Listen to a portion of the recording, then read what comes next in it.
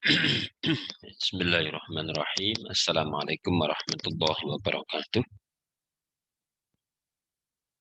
Alhamdulillahirabbil alamin. Alhamdulillahilladzi hadana li hadza wa ma kunna linahtadiya laula an hadana Allah.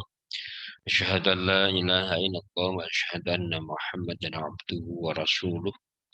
Allahumma shalli wa sallim wa barik ala sayyidina Muhammadin wa ala alihi wa sahbihi ajma'in. Subhanaka la ilma lana illa ma 'allamtana innaka antal alimul hakim. Rabbi shrah li sadri wa yassir li amri wahlul 'uqdatam min lisani yafqahu qawli. Mari kita awali kajian kita di pagi ini dengan kita bersama-sama membaca suratul Fatihah. Ila hadratin Nabi Mustafa sallallahu alaihi wasallam wa ala alihi wa azwajihi wa dzurriyyatihi wa sahbihi ajma'in. وتابعين وتابع تابعين الشهداء والصالحين جميع الملائكة المقربين لهم الفاتحة. أعوذ بالله من الشيطان الرجيم بسم الله الرحمن الرحيم. الحمد لله رب العالمين الرحمن الرحيم مالك يوم الدين إياك نعبد وإياك نستعين اهدنا الصراط المستقيم صراط الذين أنعمت عليهم غير المغضوب عليهم ولا الضالين.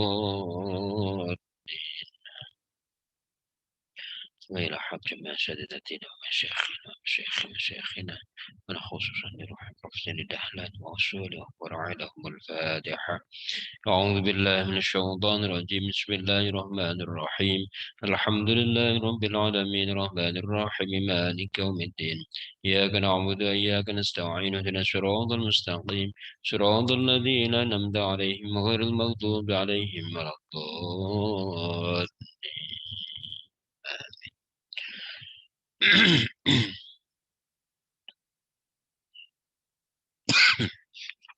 Bismillahirrahmanirrahim.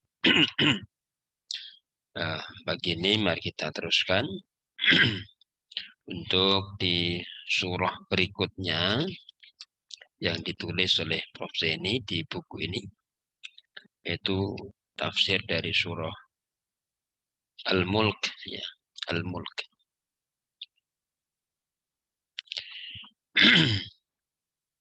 Jadi Prof. Zeni di dua buku yang sudah kita bahas kemarin, satu buku isinya tafsir Fatihah dan surah dan juz 30, dan buku yang kedua ini isinya tafsir surah Yasin dan surah Al-Mulk. Ya. Dan nanti ada buku yang ketiga beliau, ya. Ini isinya tafsir surah Ar-Rum. Ya. Ini yang ketiga. Ya, nanti insya Allah coba kita satukan menjadi satu buku besar. Sebelum masuk ke surah Al-Mulk, beliau menuliskan satu doa.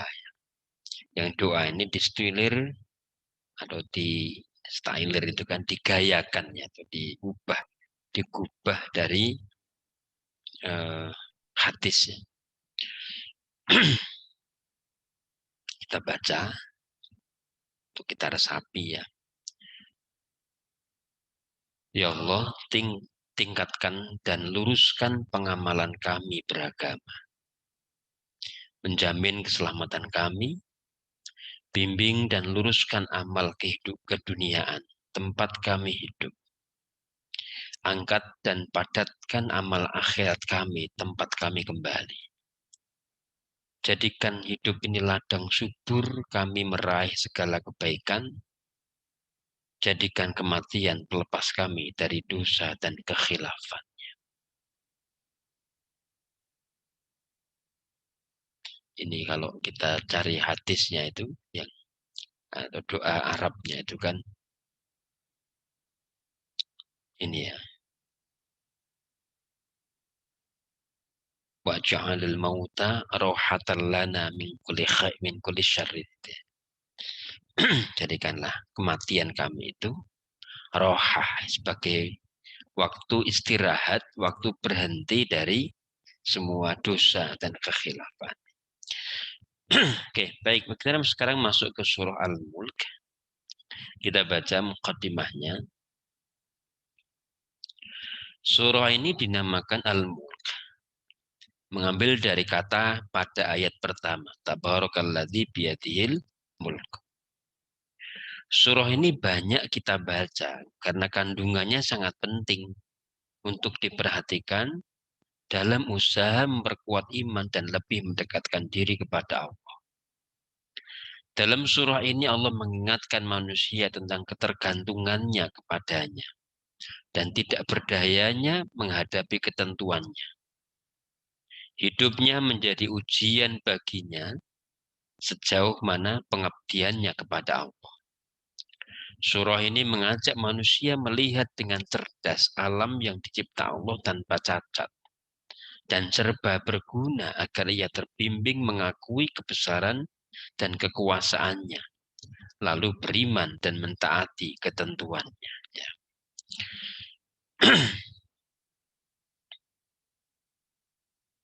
Di beberapa tempat surah ini dijadikan sebagai bacaan rutinnya. Bahkan sangat dianjurkan. Ada yang kalau kita baca surah ini, itu rezekinya akan lancar. Akan diberikan tempat posisi yang baik dan seterusnya. Tapi lagi-lagi kita ingatkan, kita sampaikan bahwa kita memfungsikan Quran itu jangan sampai lebih dominan dari sisi mantranya. Dibandingkan kandungannya harus kita resapi maknanya. Ya. Karena Quran itu intinya di situ. Bukan sekedar kitab syair yang kita kagumi keindahan bahasanya. Bukan kitab mantra yang kita harapkan kebermanfaatan daya magisnya. Gitu, kira-kira gitu ya. Tetapi Quran itu harus lebih difungsikan sebagai fungsi utamanya. Hudar linnasi wa bayyinatin minal huda wal furqan. Ya. Jadi ini penting sekali kita resapi bahwa kalaupun ada anjuran kita membaca surah tertentu dengan frekuensi tertentu, dengan kuantitas tertentu, jumlah tertentu, itu jangan sampai meringkus fungsi dari Quran itu. Jangan sampai mengebiri fungsi Quran tadi lebih kepada aspek magisnya, lebih pada aspek mantranya. Ya. Tetapi kita maknai bahwa Quran itu utamanya adalah dalam rangka memberikan hidayah. Menanggapi ajakan ini, manusia terbagi dua. Yang beriman dan mentaati Tuhannya, dan yang menolak dan memilih jalannya sendiri. Masing-masing mendapatkan hasil dari sikapnya di dunia. Yang menolak ketergantungannya kepada kasih Allah, diajak membandingkan dengan peran sesembahan yang dipuja. Apakah ia punya andil dalam kehidupan ini? Allah yang pantas disembah dan diagungkan adalah yang mencipta dan menumbuhkan, serta melengkapi kehidupan manusia dengan berbagai fasilitas, termasuk wahyu yang diturunkan kepada para rasul.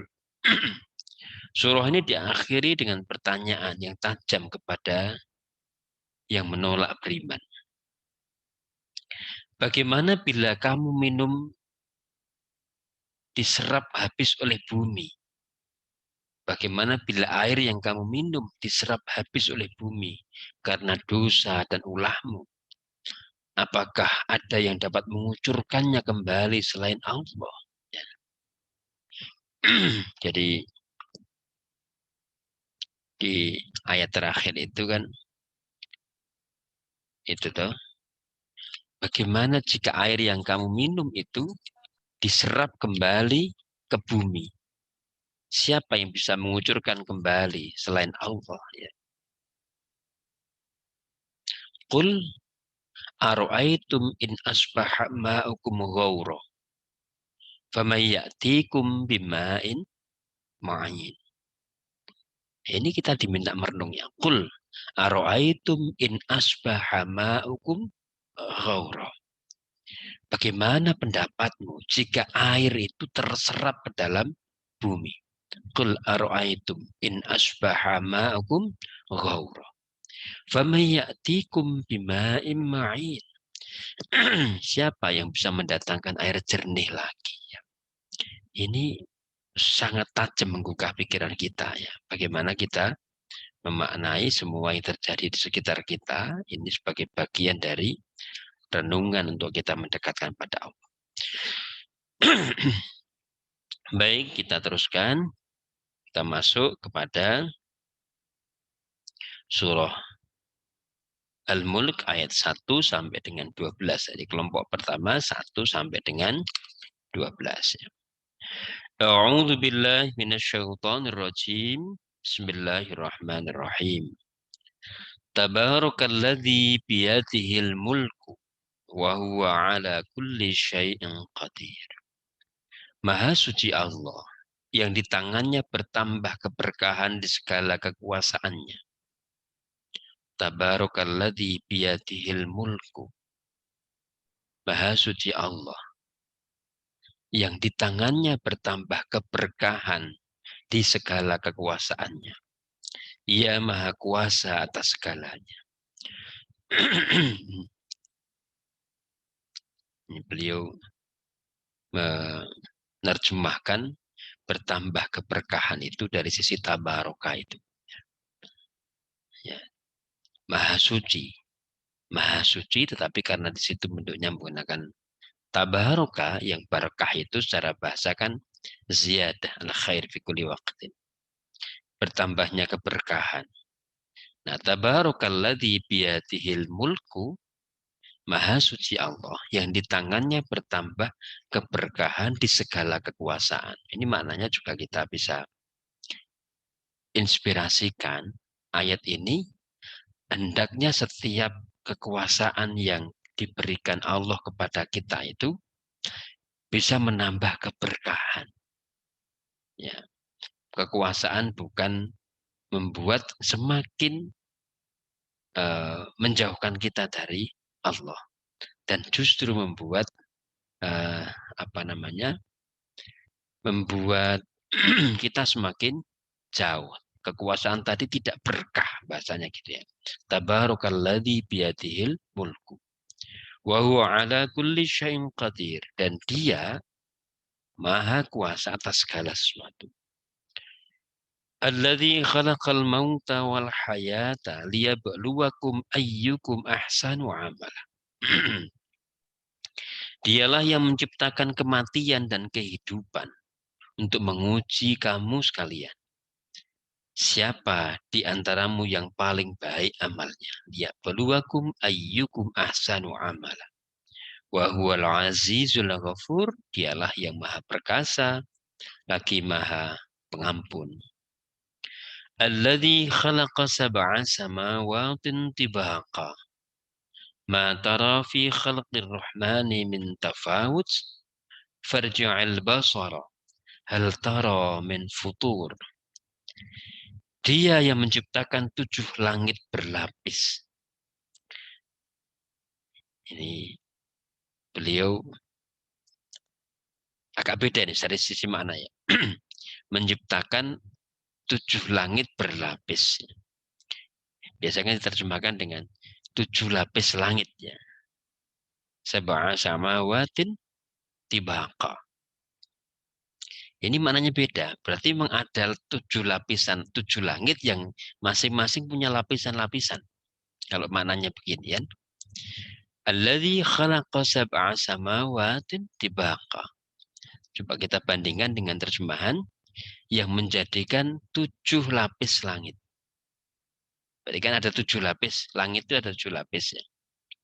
Nah, beliau menjelaskan menerjemahkan yang menciptakan 7 langit berlapis. Bisa jadi langit yang kita lihat ini berlapis-lapis, dan di tempat lain ada langit yang berlapis-lapis, kira-kira begitu. Dan 7 itu dalam tradisi Arab menunjukkan kata banyak. Tidak mesti itu sebagai makna yang hakiki 7. Bisa jadi itu jumlah yang sangat banyak. Ma tara fi khalqir rahmani min tafawut. Kamu tidak melihat ketimpangan sedikit pun pada ciptaan Tuhan yang Maha Pemurah itu. Ma tara fi khalqir rahmani min tafawut. Tidak ada yang timpang. Dan di situ ada sebutan fi khalqir rahman. Allah digantikan dengan lafaz ar-Rahman. Jadi atau sifat yang ditonjolkan di ayat itu adalah ar-Rahman. Kita juga bisa maknai dari situ bahwa semua ciptaan Allah yang digelar di alam semesta ini itu dalam bingkai rahmannya, dalam bingkai kasih sayangnya, termasuk menciptakan langit dan bumi yang berlapis-lapis tadi, menciptakan langit yang berlapis tadi. Ma tara fi khalqir rahmani ya, min tafawut ya. Farji'il basara hal tara min futur. Coba periksa kembali. Apa kamu lihat keretakan di sana min futur? Keretakan, ada celah yang rusak ya. Tsummarji'il basara karrataini yang qalib ilaikal basaru khasian wa huwa hasir. Kemudian pandanglah sekali lagi. Pandangan itu akan kembali kepadamu lunglai karena tak menemukan cacat sedikit pun ya. Ya, ini juga menginspirasi bahwa hendaknya kita ketika melihat sesuatu fenomena, itu kadang renungan kita pertama itu tidak membuahkan makna apa-apa. Tetapi ketika kita kembali melihat lagi, kita ulangi lagi penglihatan kita terhadap fenomena alam itu dengan mata pandangan kita yang berbeda, kita akan menemukan makna yang berbeda. Misalnya begini, kamu melihat kembang, sekali lihat, kembang, biasa. Kemudian mata kamu alihkan lagi ke kembang yang sama, ke bunga yang sama. Kamu lihat kembali dengan tajam, dengan kamu tatap dalam-dalamnya kembang itu, kamu amati gitu. Itu pasti kamu akan menemukan makna berbeda. Ya, ini maknanya sumarju'al basar. Jadi kita diperintahkan untuk bisa mendapatkan renungan yang dalam itu tidak hanya sekali tatapan, tetapi sekali tatapan kita ulangi lagi menatap satu objek tadi yang sama.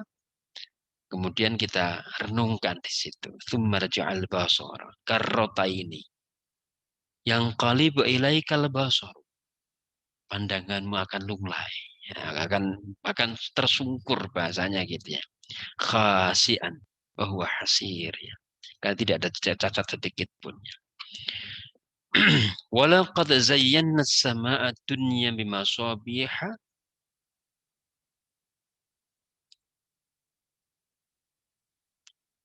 Dan kami walaqad zayyana as-samaa'a dunya bimasabiha. Dan kami hiasi langit yang dekat dunia dengan yang dekat atau dunia dengan bintang-bintang sebagai pelita. Walaqad zayyana as-samaa'a dunya bimasabiha. Kami hiasi langit dunia sama dunia. Ini juga mengindikasikan begini ya. Berarti ada sama-sama ya, ada langit-langit yang kalau dunia yang kita lihat ini kan dunia yang ada di bumi ini. Waja'alnaha rujuman lisyayatin, dan kami jadikannya sebagai perajam para setan.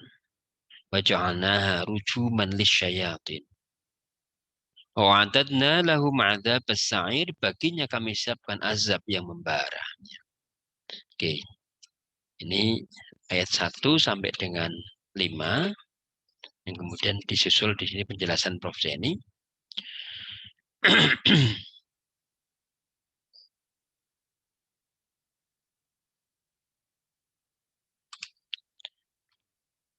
Allah Tuhan yang Maha Suci, yang jauh dari segala kekurangan, Maha bijaksana yang pantas disembah dan diagungkan.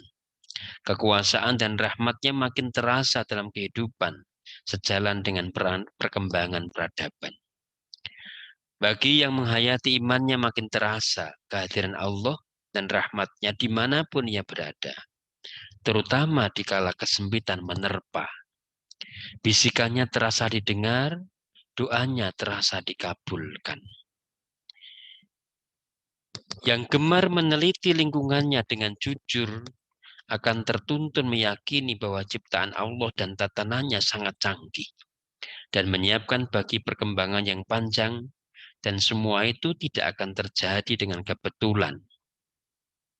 Tetapi pasti ada pencipta dan pengaturnya yang jauh lebih sempurna, yaitu Allah yang Maha Kuasa. Ya. Ini juga ini ya, tidak ada kejadian di dunia ini itu semata-mata karena kebetulan. Itu semuanya sudah dirancang oleh Allah. Kamu menemukan apa? Katakanlah dak gitu. Dilalah begini, dilalah itu nggak ada yang sebenarnya kebetulan. Semuanya dalam kuasanya Allah. Maka yang perlu kita lakukan itu adalah bagaimana dalam bahasa itu dilalah positif terjadi pada kita.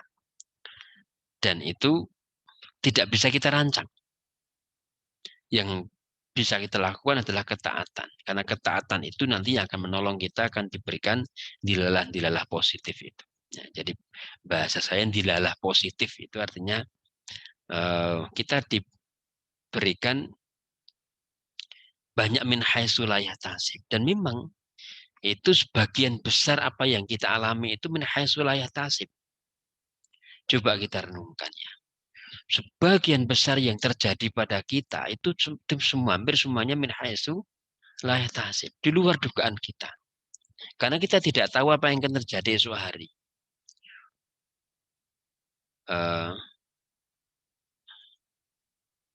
Apa itu yang wamata dari nafsun madza taksibu ghadah ya. Wamata dari nafsun madza taksibu ghadah. Itu kita tidak tahu apa yang terjadi besok. Itu berarti kan maknanya semua yang terjadi itu di luar dugaan kita. Kalaupun kita merancang, dan itu memang diperintahkan oleh Allah, ya, wal tanzur nafsun ma qaddamat lihat. Kita diminta untuk merancang. Tapi rancangan itu, hasil dari rancangan kita itu, semuanya akan terjadi di luar yang kita duga. Ya, itu banyak min haitsu la yahtasib. Saya kira ini penting sekali kita hayati. Ya. Yang tidak memperhatikan sifat dan watak ciptaannya akan bertemu banyak kesulitan dalam hidupnya. Yang tidak mengikuti atau melanggar tatanannya akan kecewa dan sengsara. Penciptanya adalah Allah yang Maha Kuasa atas segalanya. Ya. Jadi, Tabarakalladzi biyadihil mulku wa huwa ala kulli syai'in qadir. Penciptanya adalah yang zat yang Maha Kuasa. Ya. Hidup dan mati yang pasti dialami manusia seharusnya menyadarkan keterbatasan dan kelemahannya berhadapan dengan kemahakuasaan Allah. Lalu bertanya, mengapa ada hidup dan ada mati? Mengapa setelah hidup dan merasakan keindahan dan kelezatannya, ia harus meninggalkan dunianya tanpa dapat menawar sedikit pun? Ayat kedua menjawab pertanyaan itu, bahwa manusia hidup untuk berlomba mencapai kualitas diri baik dalam pandangan Tuhannya maupun dalam pandangan sesamanya. Jadi hidup itu memang harus berlomba untuk mencapai kualitas diri baik dalam pandangan Allah, berkualitas dalam pandangan Allah maupun berkualitas dalam pandangan orang lain. Ya, saya kira itu yang sementara yang kita bahas di pagi ini. Semoga dapat faedahnya dan manfaatnya. Kita akhiri bersama dengan baca hamdalah. Alhamdulillahirabbil alamin. Subhanakallahumma bihamdika asyhadu an la ilaha illa anta astaghfiruka wa atubu ilaik. Assalamualaikum warahmatullahi wabarakatuh.